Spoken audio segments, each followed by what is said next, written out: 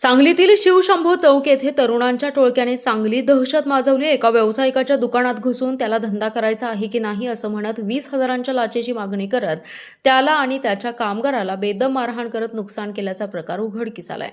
ही घटना बुधवारी रात्री 7:15 वाजण्याच्या सुमारास शिवशंभो चौक येथील हार्डवेअर दुकानात घडली। या प्रकरणी जखमी युसुफ जमील पटवेगार यांनी सांगली शहर पोलिसात फिर्याद दिली। त्यांच्या फिर्यादीवरून पोलिसांनी संशयित योगेश माने, शुभम यमगर, सोहेल कलेगार, सुमित लोंढे, तेजस तिवरे आणि अनोळखी 4 ते 5 जणांवर गुन्हा दाखल केलाय।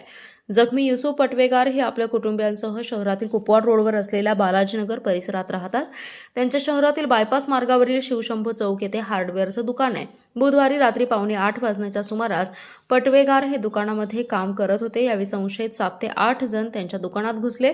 पटवेगार यांच्या मुलाने दिलेली तक्रार मागे घे, तुला इथे धंदा करायचा आहे की नाही, तू मला 20,000 रुपये दे असं म्हणत संशयितांनी पटवेगार आणि त्यांच्या दुकानातील कामगार भरत पन्नालाल शर्मा यास लाथाबुक्क्यांनी मारहाण करून एकाने जवळच पकडलेल्या लाकडी ओंडक्याने पटवेगार यांच्या पाठीवर मारले।